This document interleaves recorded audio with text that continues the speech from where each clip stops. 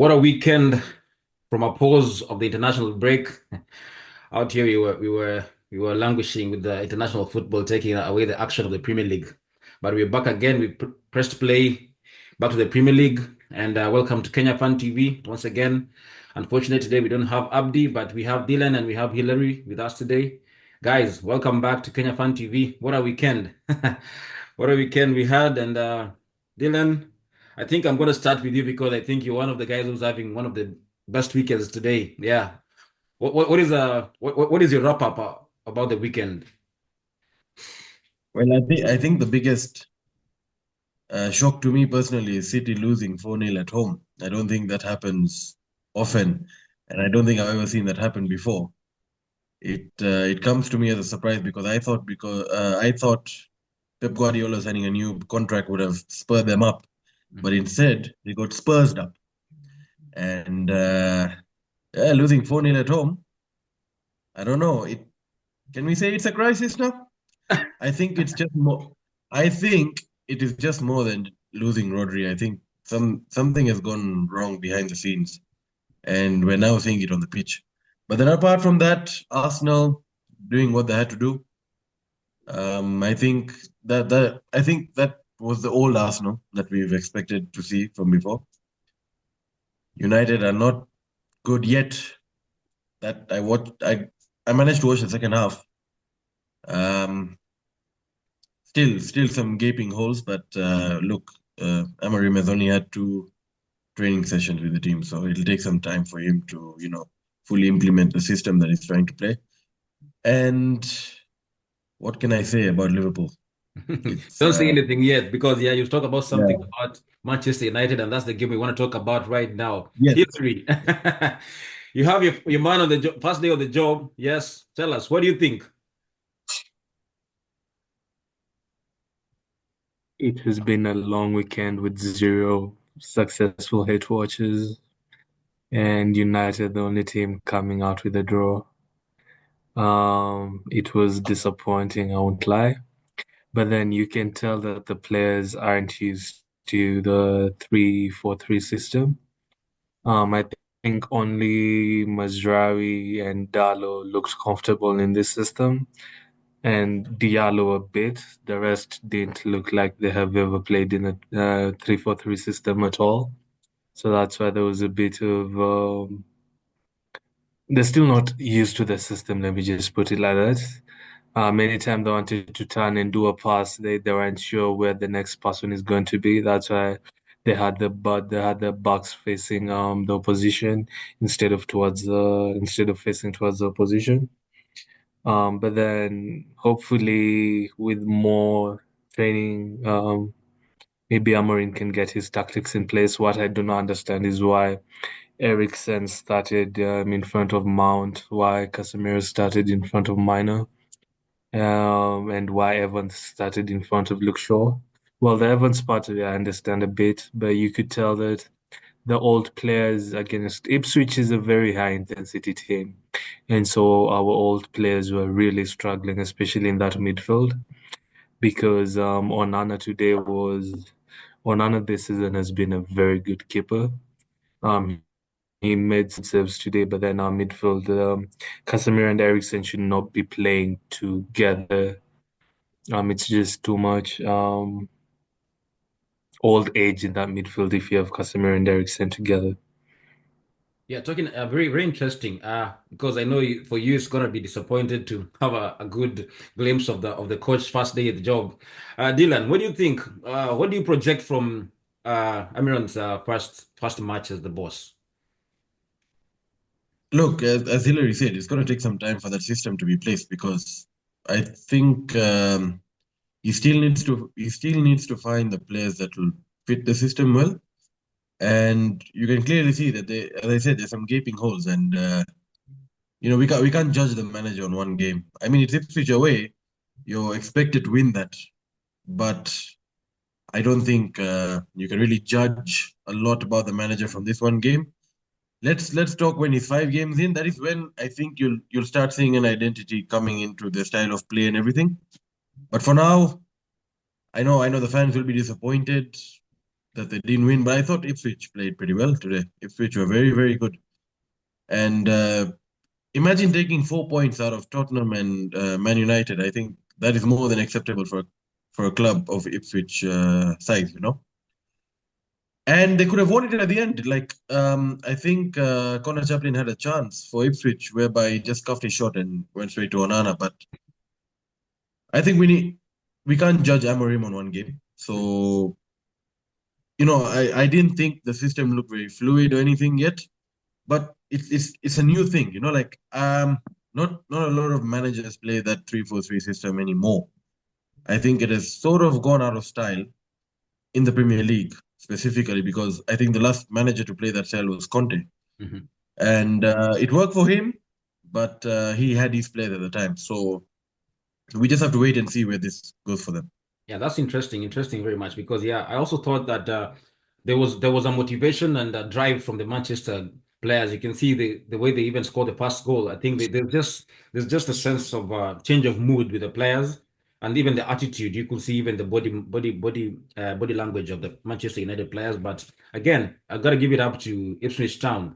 They played well. That kid Omari Hutchinson, he's been having a serious moving of clubs from Arsenal to Chelsea, and now getting a team where he can have to start.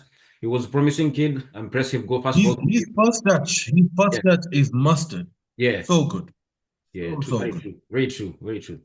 Anyway, back to the most interesting topic of the day. That man Salah, Dylan.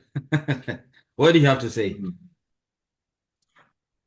Wow, that was a roller coaster of emotions. That game, we didn't like. I think Southampton made the mistake of playing out of the back against us.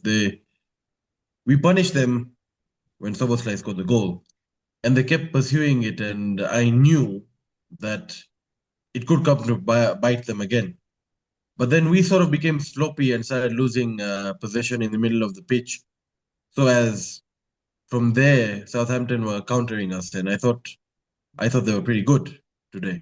Mhm. And then I don't know if you guys saw the first penalty that Southampton got. Yeah. From where I was seeing, I thought that was outside the box. I don't know how that was given a penalty. I don't know. Like fair, but I didn't agree with the decision at the time. Fair enough. They go and score 1-1. We go into halftime thinking, okay, look, it's 1-1, but this team is more than good enough to go and get the win. Mhm. And the second half starts, and we just play the same way how we played in the first half. The closing 15 minutes of the first half, we're looking sloppy, giving the ball away. We get a corner, they counter us, and basically they scored a goal against us that we would normally score against other teams, playing on the counter. That was a very Klopp type goal. Um, so we go 2-1 down, and so we were at the node, and like you can feel people getting nervous, and a bit of nervousness was creeping in. But immediately after, Salah plays the ball through Nunes, passes across, but Diaz misses it by a few inches. And I'm like, fine, okay, this might be what the team needs to wake up. And Salah, listen, is he currently the front runner for the Ballon d'Or for the next season? Now, if he continues this and if he wins us trophies this season, I don't see why he can't win the trophy. But the problem now that we face as a club is that he's running out of contract. He can leave for free in 7 months. Mhm. So if we don't sort out that contract, yeah, it's gonna be problems. Also Virgil and Trent. I personally, my own opinion, but I think Trent leaves. I don't know if he'll stay, but Virgil might stay. Now, forget about the players, the manager. Yeah. That's 18 games now, and he's won 16 of them. At what point are we going to say that this is not just a new manager bounce, but this is actual? He's an actual tactician. Yes, today I would say today was not our best performance. We got lucky at some points, but listen, he'll not care. The team will not care. 3 points is all that matters at the end of the day. Mhm. How you get them, where you get them, doesn't matter as long as you get them. So 8 points clear. We had to make a statement. We've made a statement. Now City come to Anfield next. So we'll see what happens then. Yeah, very interesting. Hillary, I want to hear your sentiments about it because it's been a very long time since a team was top in the Premier League with 8 points clear. It's been, and I think Liverpool were the last to do it. What do you think? Can you now say that this is a this is a Liverpool thing? Will the Rhinos keep steady on the top of the tree? I think what I'll say is Liverpool is not Arsenal, Hmm. so they can hold on to that. Um, with Salah, I've been saying it. If Vinicius is the best player in the world, then Salah is not from this world. It's as simple as that.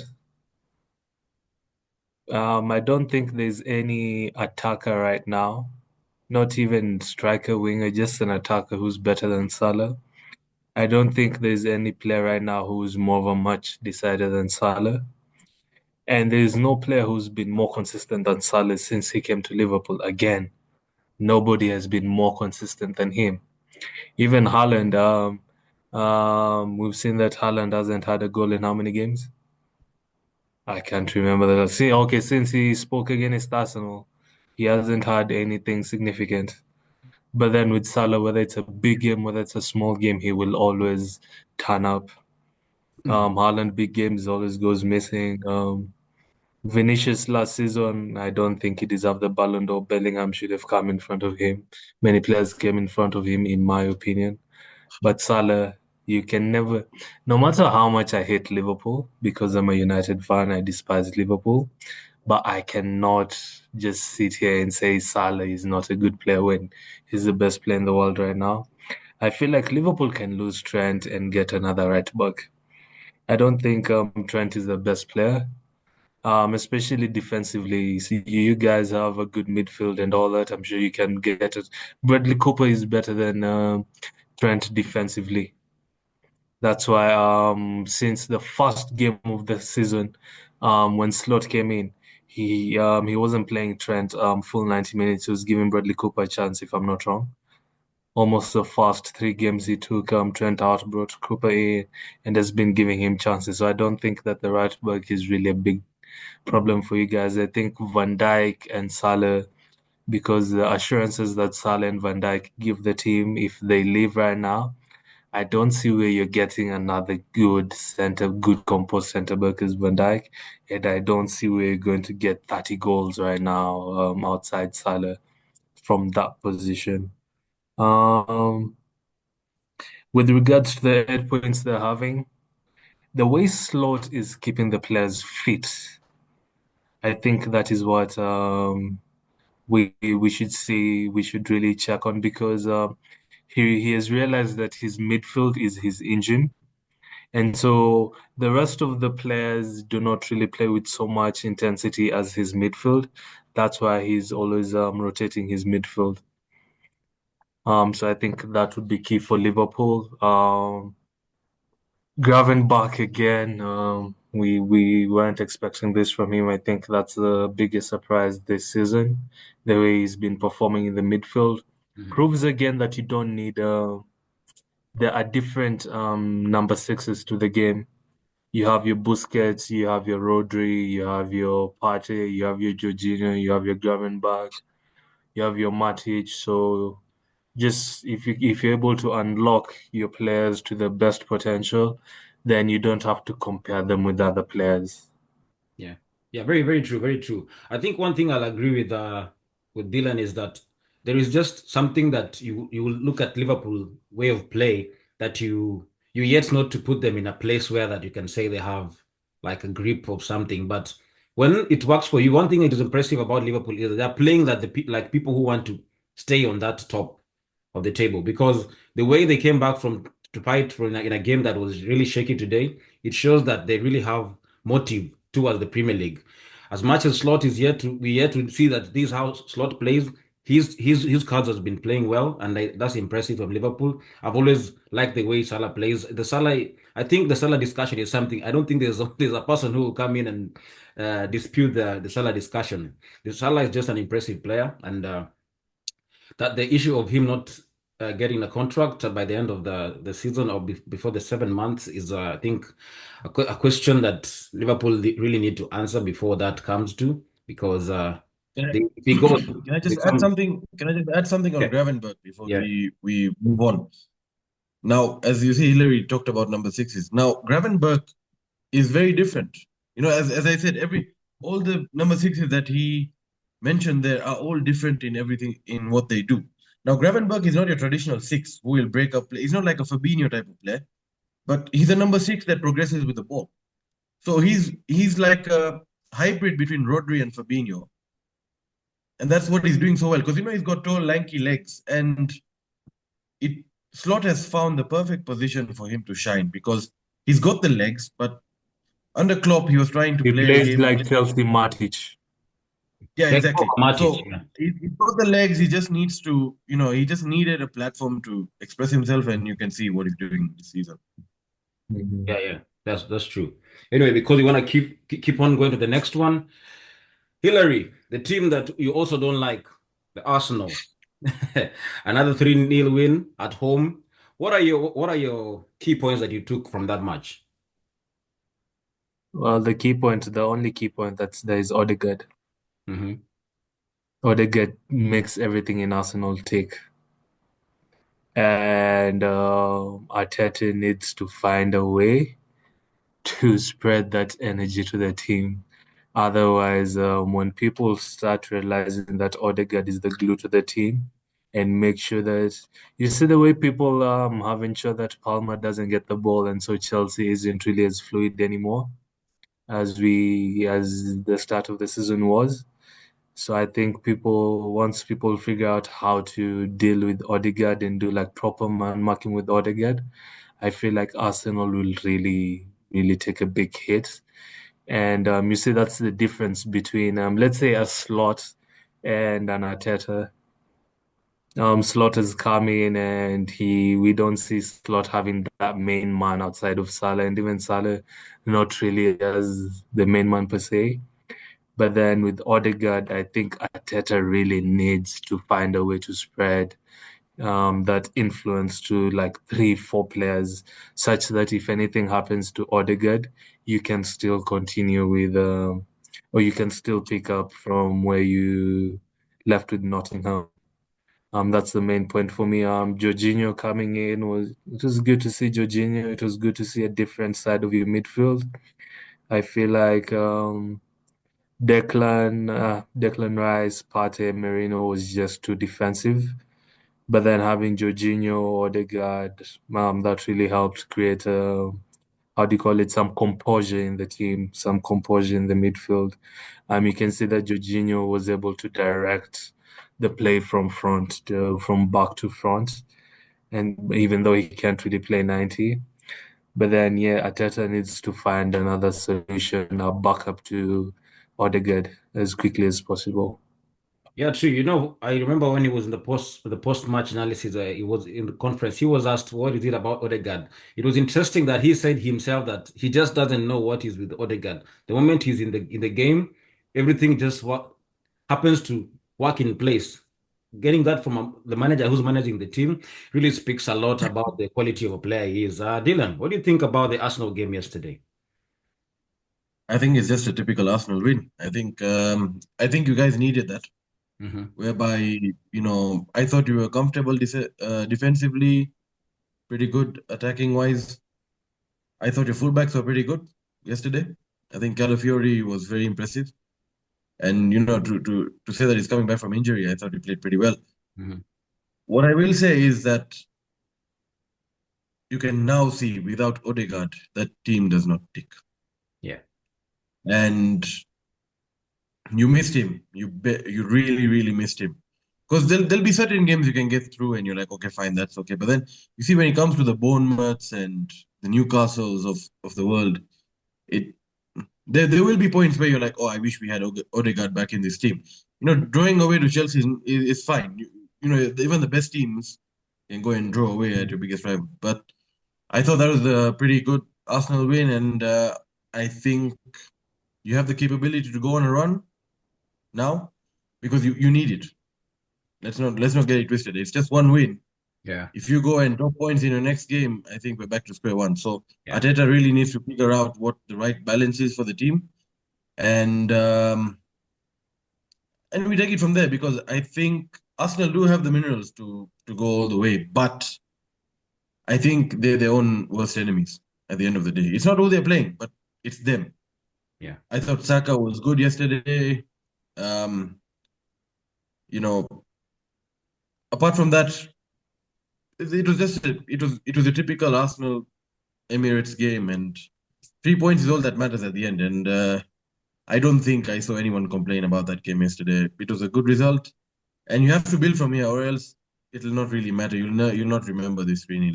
You know, yeah. Could have that's been all a I better think. game. Could have been a better game. Could have been more goals. Yeah, but impressive. The one side that I was impressive is that we didn't have Kai, because when you see that we have Jesus, as much as he holds the ball a lot, he's a player who attracts the defense of a team so much as he's not that clinical in finishing and contributing. There's just something that he has in the with this dribbling skill that he attracts defenders, and he can go through defenders. It was nice to see such kind of play, because Havertz is more of like just an extra man in the field. And also another impressive protege from the academy, Waneri, scored his first goal in the Premier League. Impressive. I think is a kid. We expect Arteta to try and play more and more, because he's gonna gain his confidence. He needs such young talent in the team. Anyway, typical Arsenal game, 3 points. We go to the unexpected Before we move on, Etihad. before we Yeah, move on, yeah, before we move on from Arsenal, I was yeah. watching Odegaard's game, Hmm. and you see how we compare Odegaard to there was a time we're doing comparisons of the number tens in the Premier League we have right now, Hmm. and United was comparing Odegaard, Bruno, and KDB, right? Hmm. I don't think putting Odegaard with those two is really good. Hmm. I feel like Odegaard should be compared mostly with Ozil. If you look at how KDB and Bruno play, they can switch from 10 to 8, more like Modric Cruz type. Hmm. But you see, Odegaard is mostly an Ozil type, left-footed, strictly a number 10. Hmm. You can't bring Odegaard back to play 8. He needs to have his own number 10, like that pure number 10 role where he can control it from the front, not from the back coming to the front. And I really noticed it yesterday with his gameplay. There was a chance Saka created for him, and because of his right foot, we know that Odegaard's right foot isn't as good as we'd want it to be. But I feel like comparing Odegaard, we shouldn't really compare him to Bruno and KDB, but more to Ozil because of that left foot magic Yeah, and yeah. that focusing on that number 10 role to be more specific. Yeah, yeah, very true. Yeah, because now we're gonna wind up to the Man City game. The unexpected Etihad thrashing. Dylan, let's start with you. What do you think about that game? As you said, unexpected thrashing. It's not an unexpected loss. Yeah. The thrashing is the surprising part for me because City losing 4-0 at home is not something that you would have ever imagined, especially under Pep Guardiola, who is for me the best manager because of what he does, and we know about Pep from back in the day. Now, as I said when we started the show, I think it is just more than missing Rodri. It's more than missing a Rodri problem. Um, there could be chances where he might have sort of lost because you never know. Like, things are not looking very good. I think we can full on say this might be because they've lost 3 Premier League games in a row, and I don't think Guardiola has ever lost 3 in a row. So, and that's 5 in a row in all competitions. Now they've got a Champions League game midweek, and then they come to Anfield. So whatever it is they have to do, they need to do it fast because if we beat them at Anfield next week, the gap becomes 10 points. Now, 11 is basically a 4 game swing, and I don't think we win 4 games like on the trot or something. And what's not to say that they don't drop more points. But City really looked very abject yesterday. Defensively, shambles. Kyle Walker, I think, is done. It's over. Uh, just retire, mate. It's done. The way Timo Werner finished him for that last goal that Brennan Johnson scored, it just I think he's lost his legs. Look, he's been a brilliant servant to the Premier League, but I don't think he should be playing for a team like City anymore. At the same time, they had players coming back, but they look very abject. Savinho, I don't know what he does, honestly. It's all I right. don't know what he does. No, like I don't know what he does. And this is a very difficult situation for Pep. So it'll be very interesting to see how he comes out from it. But now, moving the mantle to Spurs, I thought Spurs were fantastic yesterday. They were brave. You know, it's not easy to go to the Etihad and be brave like the way Spurs were. And they took their chances. Kulusevski yesterday looked like prime, he looked like prime Kaka, like linking up the play and doing things. He was brilliant yesterday. And I thought Madison had a good game, scored the 2 goals. And overall, Tottenham really played well. Yeah. And they deserve to win. They deserve to win at the end of the day. Yeah, that's good. That's good. Yeah. Hillary, in 1 minute, what do you take out of the game of Manchester City and what do you see is going to happen in the future in less than 2 minutes? Casemiro has more goals than Jack Grealish. Mm-hmm. Let me just put it out there. Mm-hmm. Jack Grealish, £100 million player. Mm-hmm. Savinho came in, hasn't scored a goal in the Premier League yet, right? But then English media, this is still good players. Jack Grealish still deserves to be called to the England team, right? We can just keep it at that. But then looking at City's team, I think City having some injuries that are really affecting them, whether we want to admit it or not. And those injuries are really taking a toll on them, and age is coming to be a big factor. Like you said, Walker having Ilkay Gundogan playing that number. Again, when we're talking about number sixes and you're having Gundogan as your number six, with his age, and we know he's not the most mobile player. Um, Bernardo Silva was struggling a bit in that midfield. Foden hasn't picked up. You see now my problem with football today. A player has one good season or two good seasons, and we hail him like give that player legendary status. Same thing we gave Foden last season, legendary status. But then Salah again, bringing back Salah to the mix. These are the players we should be looking at instead of someone who just plays one good season, the next season goes missing. Mm-hmm. But I feel like I think Walker is coming back from injury. So I think maybe we can give him a bit of time to come back to the team as well. Tottenham, a good game, high intensity. Yeah. They're also missing the defense, the starting defense. They're missing it, yet they played a very good game. Yeah. We haven't seen Haaland in a long time, so what's happening to Haaland? Yeah. Yeah, quite interesting. Quite interesting weekend, guys. Thank you very much for being here in Kenya Fan TV. It's always a pleasure to have you. Those who are watching, kindly remember to subscribe to the channel. We always give you our thoughts and insights of how the games went down in the Premier League. Down on the link, you can get more description of our channel. Kindly subscribe to the channel. Thank you very much, guys, for being here today. And I hope we're gonna meet again next weekend.